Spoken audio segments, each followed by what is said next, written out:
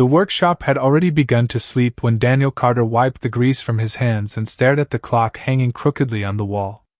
It was close to 11 at night, the kind of hour when even the city seemed tired of breathing.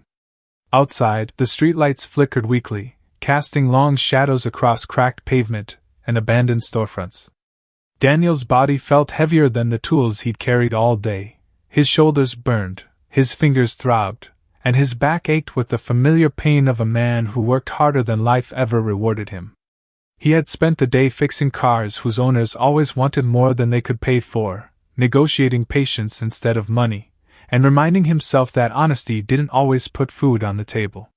This little workshop, worn and forgotten, was all he had left after years of bad luck, rising rent, and dreams that never quite made it past survival. He shut off the main lights, grabbed his jacket, and told himself tomorrow would somehow be better, the way he told himself every night, when suddenly a weak car horn echoed outside, once, then again, hesitant, desperate, as if whoever pressed it wasn't asking for service but pleading for mercy. Daniel froze, torn between exhaustion and instinct, knowing he should ignore it but unable to silence the part of him that remembered what it felt like to be stranded when the world had already turned its back on you. When Daniel finally stepped outside, the cold air hit his face, sharp and unforgiving, and under the dim streetlight he saw a small white sedan parked awkwardly near the curb with its hood slightly open. Inside sat a young woman wearing blue hospital scrubs, gripping the steering wheel as if it were the only thing holding her together. The moment she saw him, she jumped out, her movements rushed, her eyes wide with panic and fatigue. She introduced herself in a trembling voice, explaining that she was a nurse heading to her night shift, that her car had suddenly died, that there were no taxis around, and that patients were waiting for her. Daniel noticed the dark circles beneath her eyes, the hospital badge clipped to her pocket, and the way her hands shook, not from fear alone, but from exhaustion. He hesitated, feeling the weight of his own weariness press against her desperation, yet something about her reminded him of his mother, who had once worked endless hospital shifts, coming home late with tired feet and a brave smile, telling him that helping people mattered even when no one noticed. Against his better judgment and aching body, Daniel unlocked the shop again and told her to pop the hood. The relief on her face was immediate, almost painful to witness, as if he had already saved her before even touching the engine. Inside the workshop, the lights hummed back to life, illuminating oil-stained floors and walls lined with aging tools that had seen better days. Daniel worked in focused silence, checking the battery, tracing wires, listening closely to the engine as if it were speaking a language only he understood. Emily, he'd learned her name from the badge, stood quietly nearby, apologizing more than once for keeping him late, clearly used to kindness without conditions. As minutes stretched into nearly an hour, Daniel discovered the alternator was failing, something that would soon need replacement but could be temporarily fixed well enough to last the night. While he worked, Emily spoke softly about her long shifts, about how nurses were expected to give everything without complaint, about how some nights she felt invisible despite carrying lives in her hands. Daniel replied without looking up, admitting that mechanics felt much the same, working behind the scenes, keeping others moving while their own lives stayed stuck. When the engine finally purred back to life, Emily's eyes filled with tears, relief crashing over her like a wave. She asked how much she owed, fumbling through her wallet only to realize she didn't have enough cash, shame coloring her face. Daniel closed the hood gently and told her she could pay him another time, his voice calm, steady, almost casual, as if generosity were as natural to him as breathing. He waved away her protests, insisting she get to her patients, not knowing, or perhaps not caring, that this simple decision would quietly alter the course of his life. As Emily drove away into the night, the red glow of her taillights fading into darkness, Daniel stood alone outside the workshop, the silence settling deep into his bones. He locked the door again, turned off the lights once more, and sat heavily on the old wooden chair by his workbench, finally allowing the exhaustion to claim him. He didn't feel heroic or proud. He felt tired, broke, and unsure how long he could keep going like this. Yet beneath all of that, there was a small, steady warmth in his chest, the quiet comfort of knowing he had done the right thing when it would have been easier not to. Daniel had no idea that the young nurse was connected to a world far beyond his own struggles. No idea that this late-night act of kindness would return to him in ways he couldn't imagine. For him, it was just another night, another stranger helped, another reminder that even in a life filled with hardship, compassion was something he could still afford. And as he closed his eyes for a moment in that empty shop, Daniel believed, perhaps for the first time in a long while, that kindness, given freely, might someday find its way back home. The mechanic wiped his hands slowly on a torn cloth as the final adjustments settled into place, his eyes still fixed on the engine as if listening to something deeper than sound. Years of hardship had trained him to trust instinct more than equipment, and right now, his instinct told him the problem was no longer mechanical. He stepped back and gestured gently for the woman to try starting the car. She hesitated, not because she doubted him, but because disappointment had become familiar to her that day. When she turned the key, the engine responded instantly, its smooth hum filling the narrow street like a quiet victory. For a brief moment, the billionaire woman froze, her hand still resting on the ignition, as if afraid the sound might disappear. Then reality settled in. The car was fixed. Not patched, not temporarily revived, fixed.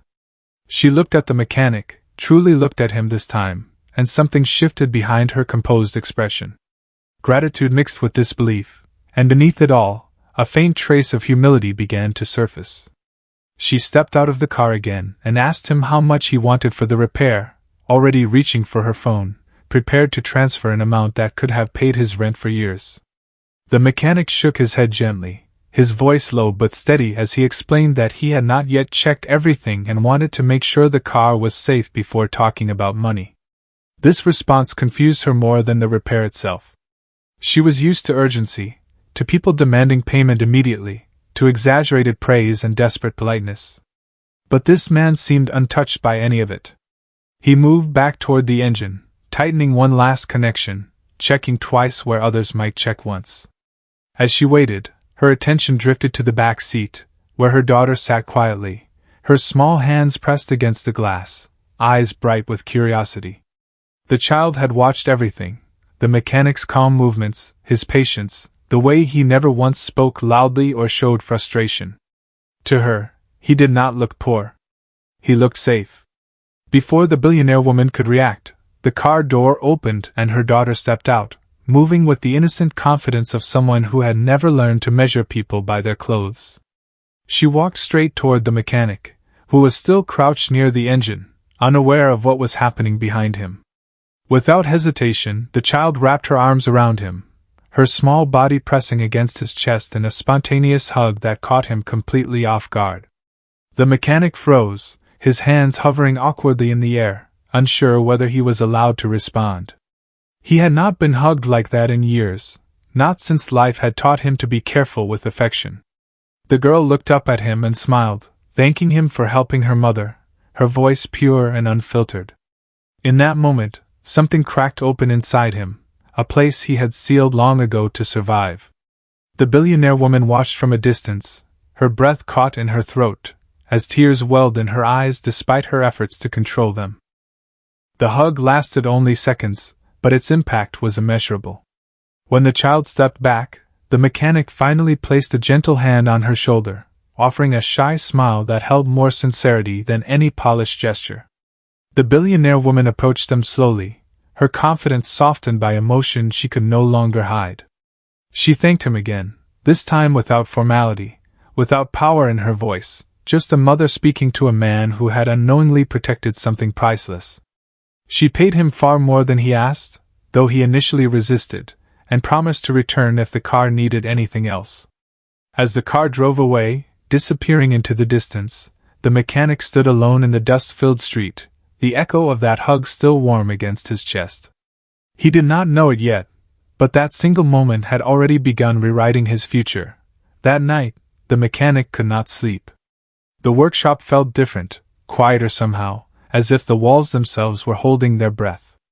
He sat on an old wooden stool, replaying the day in his mind, particularly the way the child's arms had wrapped around him without fear or judgment.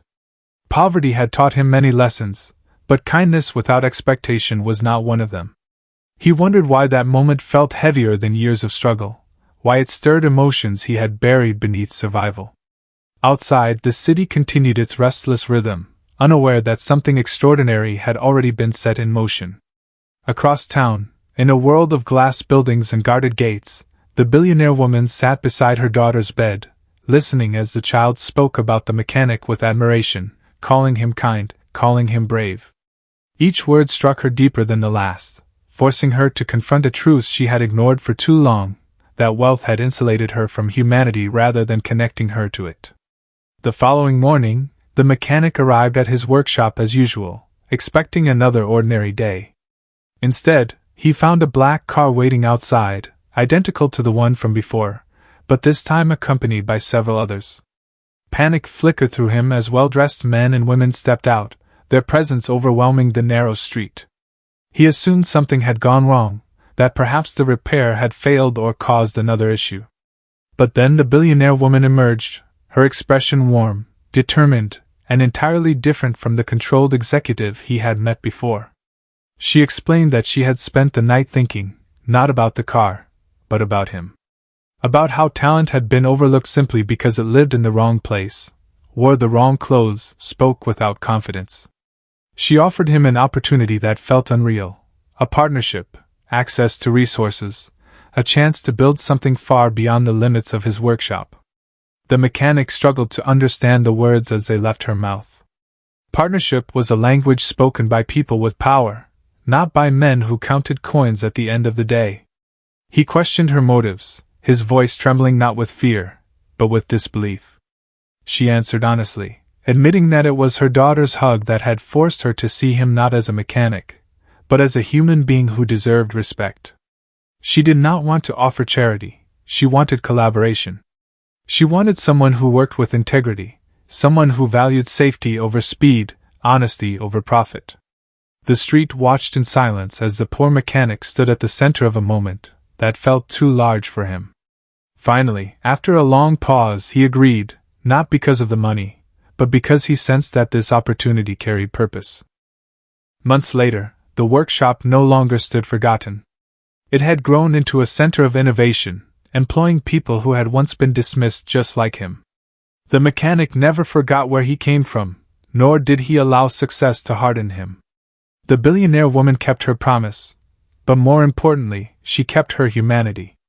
Her daughter visited often, greeting the mechanic with the same warmth as before, reminding everyone that change does not always begin with power, sometimes it begins with a hug.